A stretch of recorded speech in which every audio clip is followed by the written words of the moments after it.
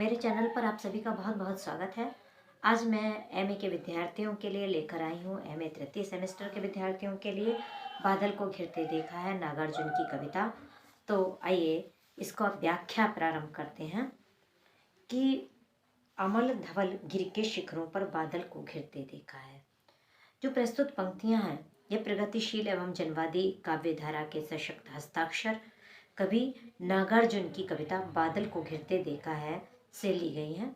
इन पंक्तियों में कवि ने हिमालय क्षेत्र को के जो मानसरोवर की झील के समीप बरसने वाले बादलों का जो चित्रण है वो अत्यंत मनोहारी ढंग से उन्होंने यहाँ पर किया है।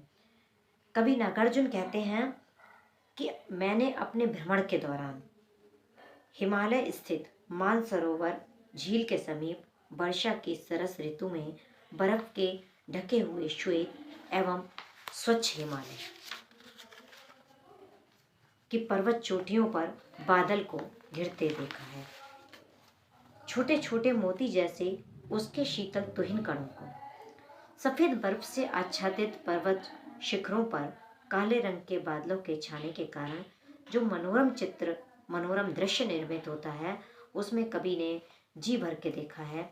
कवि ने छोटी छोटी सफेद मोतियों की भांति चमकने वाली वर्षा की ठंडी फुहारों वाली बूंदों की मानसरोवर झील में खिलने वाले सूर्योदय के स्वर्णिम प्रकाश से रंजित कमलों के ऊपर गिरते हुए देखा है। उसके शीतल तुहिन कणों को मानसरोवर के उन स्वर्णिम कमलों पर गिरते देखा है, बादल को घिरते देखा है।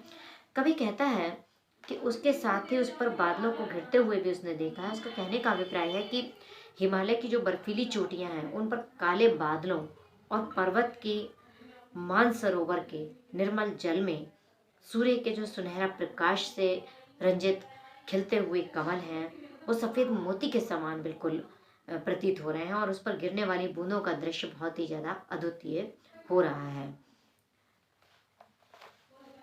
ऐसा प्रतीत होता है कि वे अद्भुत सुंदर दृश्य को देखने के लिए उन्हें घेर लेते हैं। आगे कवि कहता है कि तुंग हिमालय के कंधों पर छोटी बड़ी कई झीलें हैं। आगे कवि कहता है कि दुर्गम बर्फानी घाटी में शत सहस्त्र फुट ऊंचाई पर अलख नाभि से उठने वाले निज के ही उन्मादक परमल के पीछे धावित धावित होकर तरल तरुण कस्तूरी मृग को उस पर चिढ़ते देखा है, बादल को घिरते देखा है। अब आगे कवि कस्तूरी हिरण की कल्पना कर रहा है, उसकी गतिविधि का वर्णन कर रहा है और नागार्जुन जी कहते हैं, यानी कवि कहता है कि हिमालय पर स्थित बर्फ से जमी हुई घाटियां दुर्गम हैं। उन घाटियों पर पहुंचना अत्यंत कठिन है। ये घाटियां समुद्र तल से सैकड़ों और हजारों फीट की ऊंचाई पर हैं। उन घाटियों पर कस्तूरी हिरण रहता है। उसकी नाभि ना तो उसे दिखाई देती है और ना ही किसी दूसरे को दिखाई देती है। उस नाभि से निकलने वाली सुगंध उसे मदमस्त देने वाली होती है। सुगंध उस हिरण की नाभि से आती है, लेकिन वह हिरण ऐसा समझता है कि वह सुगंध किसी दूसरे स्थान से आ रही है। वह उस सुगंध वाली वस्तु को प्राप्त करने के लिए दौड़ता है। जब सुगंधित वस्तु से प्राप्त नहीं हो पाती तो वह कस्तूरी वाला वह हिरण अपनी असफलता के कारण स्वयं पर ही खींचने लगता है। मैंने उस हिरण को स्वयं पर खींचते हुए भी कहता है कि जो हिमालय की ऊंची चोटियां हैं उनमें छोटी छोटी अनेक झीलें हैं। उन झीलों के काले और नीले दिखाई देने वाले जल में मैदानी क्षेत्रों में आने वाले हंस आश्रय प्राप्त करते हैं। ये हंस वर्षा ऋतु की उमस से व्याकुल होकर यहाँ आते हैं और तीखे एवं मीठे निर्झर निर्झर निकल मुखरित देवदारू कानन में शोणित धवल भोजपत्रों से छाई हुई कुटी के भीतर रंग बिरंगे और सुगंधित फूलों से कुंतल को साजे।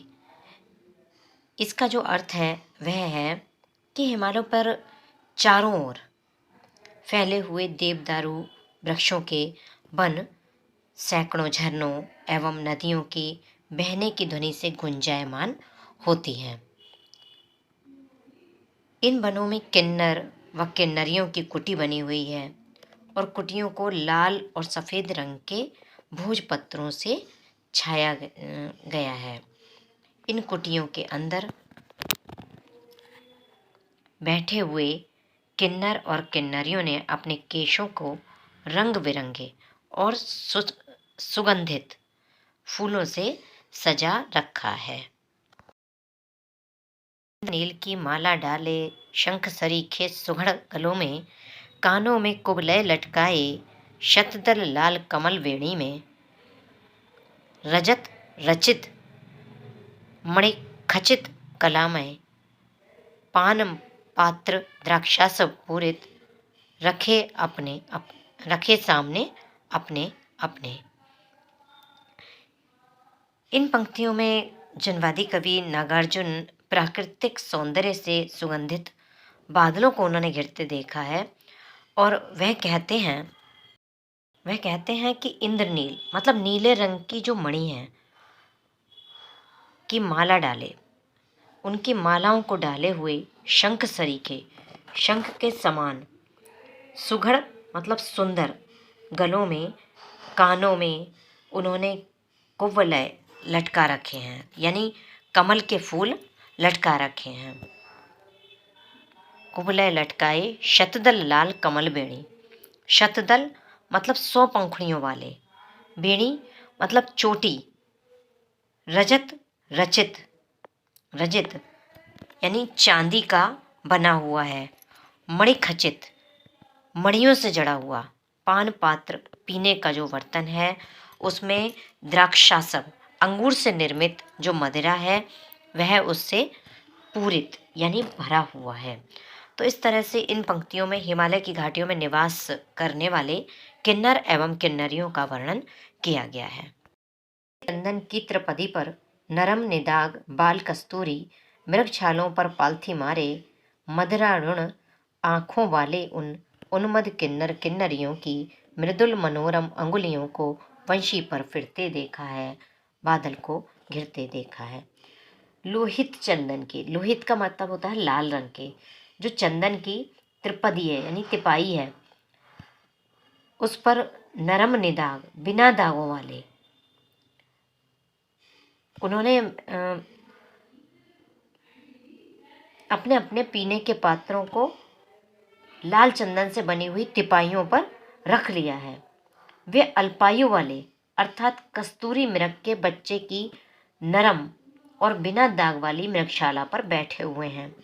मदिरा पीने के कारण उनकी आंखें लाल हो गई हैं, उन्मद किन्नर किन्नरियों की मृदुल मनोरम अंगुलियों को, और ऐसे मदमस्त किन्नरियों की कोमल तथा सुंदर उंगलियां वंशी पर घिर रही हैं।